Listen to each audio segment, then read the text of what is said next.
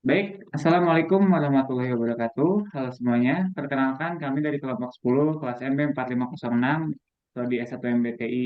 Di sini kami akan memenuhi tugas dalam organisasi mengenai struktur organisasi dan desain organisasi. Kelompok kami akan membahas mengenai PT Jasa Marga.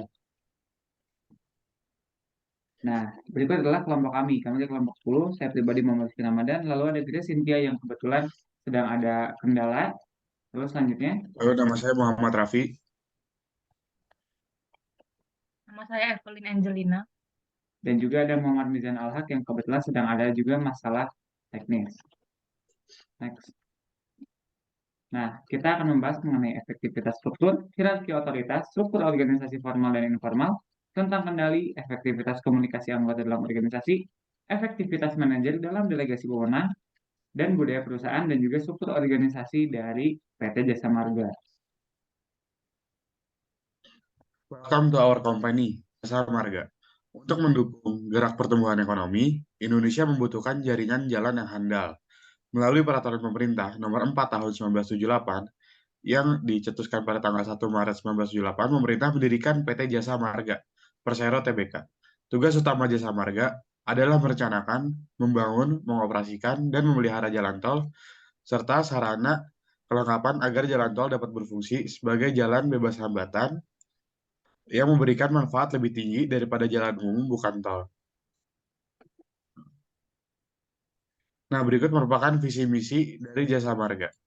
Pertama, visinya adalah menjadi perusahaan jalan tol nasional terbesar, terpercaya, dan berkesinambungan. Kedua, yaitu misinya eh, ada 5. Yang pertama adalah memimpin usaha jalan tol di seluruh rantai nilai secara profesional. Kedua, mengoptimalkan pengembangan kawasan untuk kemajuan masyarakat. Ketiga, meningkatkan nilai bagi pemegang saham. Keempat, meningkatkan kepuasan pelanggan melalui pelayanan prima. Dan kelima, mendorong pengembangan dan peningkatan kinerja karyawan dalam lingkungan yang harmoni. Nah, baik, selanjutnya ada Next. struktur organisasi. Nah, apa sih struktur organisasi?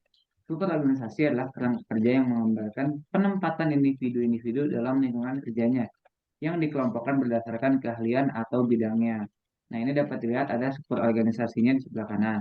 Nah, jenis struktur organisasi jasa marga ini cenderung kepada struktur organisasi fungsional karena pengelompokannya itu pada struktur organisasi ini didasarkan pada pembagian tugasnya.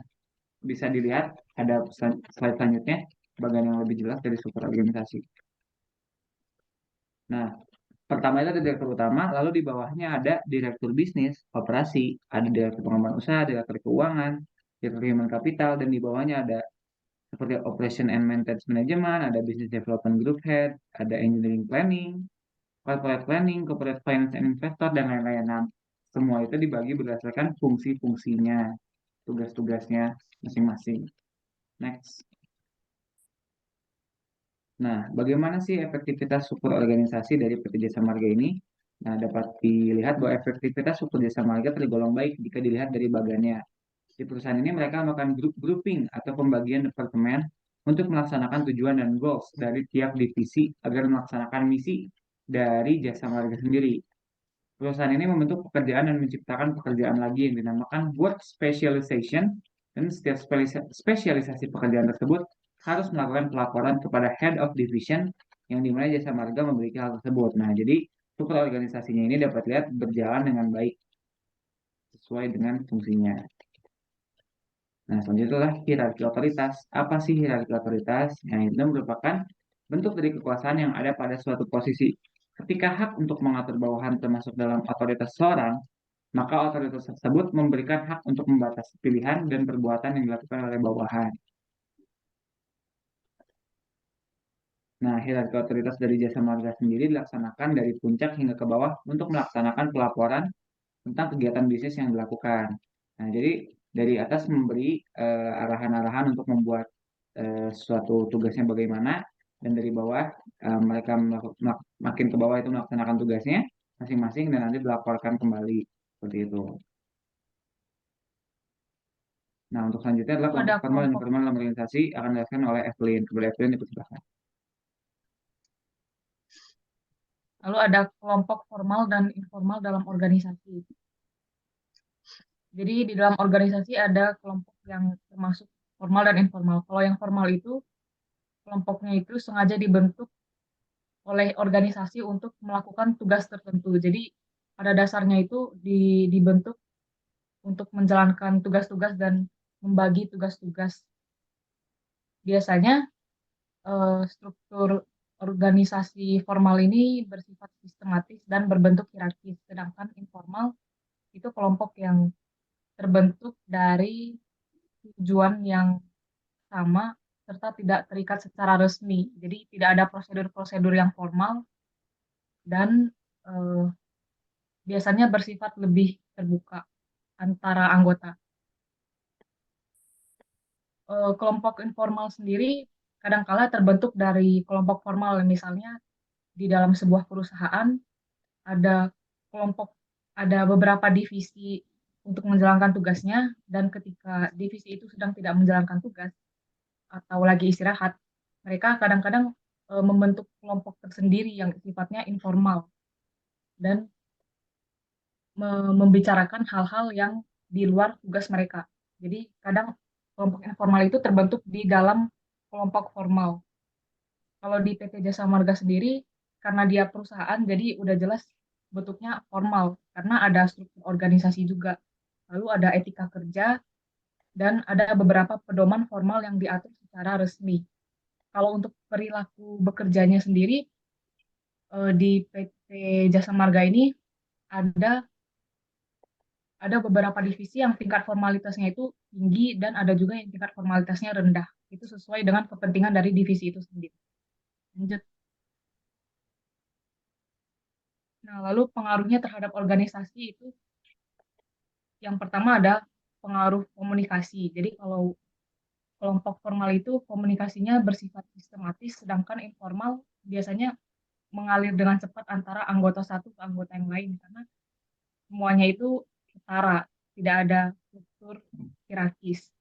Lalu dalam hal pemecahan masalah juga struktur yang formal itu biasanya eh, menunggu komando, sedangkan yang informal itu setiap anggota bisa saling bertukar pikiran untuk memecahkan suatu masalah. Jadi bisa mendiskusikan solusi bersama-sama. Lalu ini juga berpengaruh terhadap kinerja dan kepuasan emosional. Biasanya kalau struktur informal, karena ada interaksi satu sama lain, jadi kepuasan emosionalnya itu lebih tinggi. Sehingga kinerja bisa meningkat karena ada hubungan baik antar anggota. Sedangkan yang formal, kinerjanya itu dipengaruhi oleh prosedur yang emang sudah diatur oleh organisasi. Lanjut.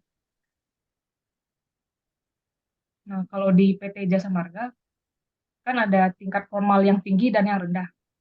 Misalnya formalitas tinggi itu di divisi pelayanan jalan tol atau divisi pelayanan transaksi, itu kan menyangkut pendapatan perusahaan. Jadi tingkat formalitasnya itu lebih tinggi karena berpengaruh langsung kepada perusahaan. Sedangkan divisi yang tingkat formalitasnya rendah seperti divisi lalu lintas yang langsung terjun ke lapangan, itu formalitasnya rendah karena mereka kadangkala harus harus punya kemampuan lain dan harus bisa improvisasi. Misalnya kalau terjadi kecelakaan, karyawan itu harus bisa improvisasi gitu. Jadi tingkat formalitasnya lebih rendah. Lanjut. Lalu ada rentang kendali. Rentang kendali atau span of control adalah jumlah pegawai atau bawahan yang dapat dikendalikan secara efektif oleh seorang manajer.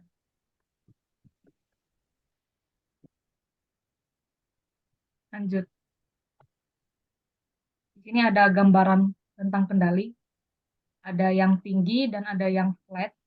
Kalau yang tinggi atau sempit itu rentang kendalinya itu lebih banyak cabangnya. Sedangkan yang flat, misalnya satu manajer, dia akan mengatur lebih banyak bawahan.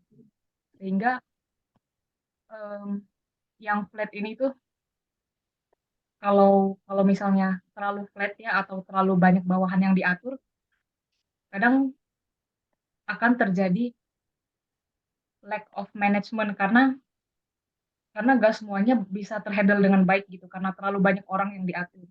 Kalau PT Jasa Marga sendiri dia termasuk ke rentang kendali yang tinggi. Coba lihat slide 7.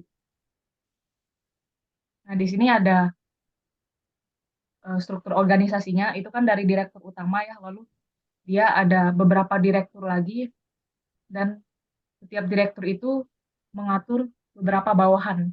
Lalu bawahannya mengatur beberapa bawahan lagi yang sebenarnya kalau dilihat-lihat nggak terlalu lebar ya. Jadi ini termasuk struktur organisasi yang cukup tinggi, tergolong cukup tinggi.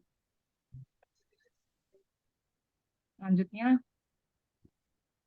Nah, oke. Selanjutnya akan dijelaskan oleh saya pribadi yaitu seberapa efektif anggota organisasi berkomunikasi satu sama lain. Nah, untuk mengembangkan budaya organisasi sehingga dapat berpengaruh terhadap perkembangan organisasi ke arah yang positif, tentunya dibutuhkan komunikasi yang efektif antar individu dan kelompok dalam organisasi, yaitu sebuah komunikasi yang bersifat universal antar bagian dengan berbasis umpan balik. Nah, pada perusahaan jasa marga ini, struktur dibuat berdasarkan fungsi, atau bisa disebut fungsional. Nah, organisasi fungsional ini merupakan suatu organisasi di mana wewenang dari pimpinan tertinggi didelegasikan kepada kepala bagian yang mempunyai jabatan fungsional untuk dikerjakan kepada para pelaksana yang mempunyai keahlian khusus. Next. Nah, berdasarkan analisis yang kami lakukan, dapat dilihat bahwa struktur fungsional ini dapat memudahkan komunikasi para anggotanya dikarenakan pengelompokan kerja yang didasarkan pada fungsi. Nah, setiap orang dalam perusahaan akan dapat berkomunikasi dengan efektif karena mereka sudah dikelompokkan berdasarkan tugas dan fungsinya. Jadi, ketika akan berdiskusi atau menyelesaikan suatu masalah dalam perusahaan, setiap orang sudah mengetahui harus menghubungi siapa untuk menyelesaikan apa. Misalkan ada masalah dalam hal keuangan, berarti tinggal menghubungi bagian keuangan. Jadi, karena sudah fungsinya sudah jelas, lalu juga ada pembagian-pembagian yang jelas. Lalu juga tadi sudah dijelaskan bahwa ada yang memang formal sekali, ada juga yang informal, sehingga komunikasi yang terjalan antara anggota untuk menyelesaikan suatu tugas itu akan lebih baik karena mereka sudah mengetahui harus menghubungi siapa ketika harus menyelesaikan suatu masalah gitu. Nah, selanjutnya adalah lalu selanjutnya keefektifan. ada keefektifan Oke, dipersilakan. selanjutnya ada keefektifan manajer dalam delegasi yang akan saya lanjutkan penjelasannya. Jadi dalam dunia manajemen pendelegasian tugas itu udah biasa dilakukan ya karena manajer gak semua manajer itu bisa menangani semua tugasnya. Jadi harus dilakukan delegasi wewenang di situasi tertentu.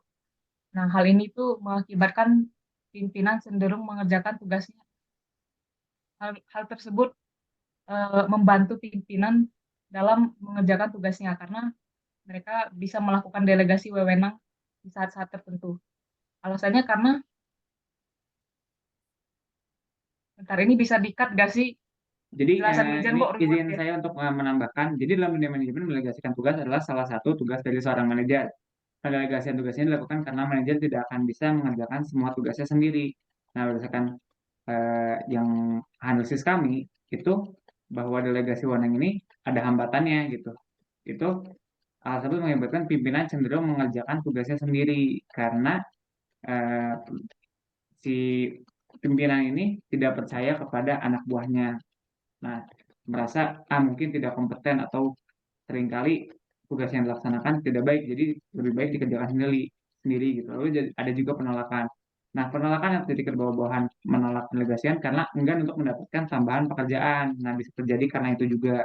Lalu alasan lainnya dikarenakan tidak mau mendapatkan konsekuensi jika tugas yang dilimpahkan kepada mereka kurang berhasil. Nah, ini adalah faktor-faktor yang menyebabkan ketidakefektifan dari delegasi wewenang. Tidak terjadi delegasi wewenang yang baik. Next. Oke. Nah, kalau berdasarkan struktur organisasi, PT Jasa Marga itu termasuk struktur organisasi yang fungsional karena dibuatnya berdasarkan keahlian dan tugas dari masing-masing anggota perusahaan.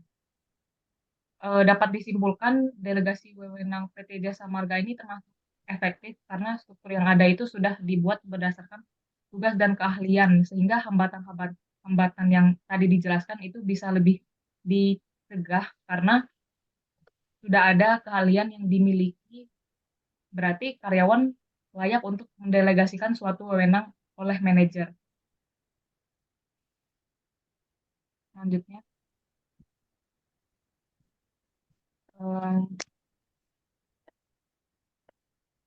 pendelegasian wewenang di PT Jasa Marga dapat dikatakan sangat efektif karena posisi seorang manajer itu terletak pada posisi middle dalam perusahaan. Berarti fungsinya banyak menangani masalah teknis dan dalam melaksanakan tugasnya itu dibantu oleh beberapa pelaksana atau officer. Nah, Jadi izin menambahkan. pendelegasiannya itu dengan baik. Oke, izin menambahkan. Jadi kesimpulannya delegasi wewenang ini efektif karena manajernya ini eh, menangani masalah teknis. Nah, dibantu juga oleh beberapa pelaksana atau officer. Artinya manajer akan merasa terbantu dalam tugasnya ini. Manajer bisa mempercayakan bawahannya untuk melaksanakan suatu tugas sehingga berfungsi dengan baik, dapat didelegasikan dengan baik sehingga delegasinya ini efektif. Next. Oke, untuk selanjutnya ada budaya perusahaan. Apa itu budaya perusahaan? Budaya perusahaan adalah nilai, kebiasaan, dan kepercayaan bersama yang berkembang dalam suatu perusahaan sehingga dijadikan sebagai pedoman. Budaya perusahaan berperan dalam menetapkan pedoman atau standar perilaku dan menciptakan komitmen anggota terhadap perusahaan. Nah, apa sih budaya perusahaan dari Jasa Marga itu? Nah, budaya perusahaan dari Jasa Marga itu adalah tata nilainya, yaitu yang disebut sebagai akhlak. Tata nilai dari Jasa Marga ini merupakan nilai-nilai yang telah ada di dalam setiap insan Jasa Marga. Tata nilai ini merupakan perwujudan dari sikap dan perilaku seluruh karyawan Jasa Marga yang dilaksanakan untuk mendukung pencapaian tujuan perusahaan secara baik dan benar. Nah, di sebelah kanan ini merupakan tata nilai dari Jasa Marga yaitu akhlak. A-nya yaitu singkatan dari amanah, memegang teguh kepercayaan yang diberikan, lalu selanjutnya ada K yaitu kompeten, terus belajar dan mengembangkan kapabilitas, lalu H atau harmonis, saling peduli dan menghargai perbedaan, lalu ada L atau loyal, berdedikasi dan mengutamakan kepentingan bangsa dan negara, A. Adaptif, terus berinovasi dan antusias dalam menggerakkan ataupun menghadapi perubahan, lalu yang terakhir itu K. Kolaboratif, membangun kerjasama yang sinergis. Nah, apa sih kaitannya budaya yang tadi saya jelaskan dengan struktur organisasi dari Jasa Marga? Nah, kaitan antara budaya dan struktur organisasi sebelumnya adalah siklus organisasi yang saling melengkapi dan juga berpengaruh dalam keberhasilan organisasi atau perusahaan dalam mencapai tujuannya. Nah, pada perusahaan Jasa Marga ini, kaitan tersebut juga berlaku. Semakin baik struktur organisasi dibuat berdasarkan fungsinya, maka akan menciptakan budaya organisasi yang baik dan sebaliknya. Nah, berikut merupakan contoh pengaruh struktur organisasi Jasa Marga terhadap budaya perusahaan.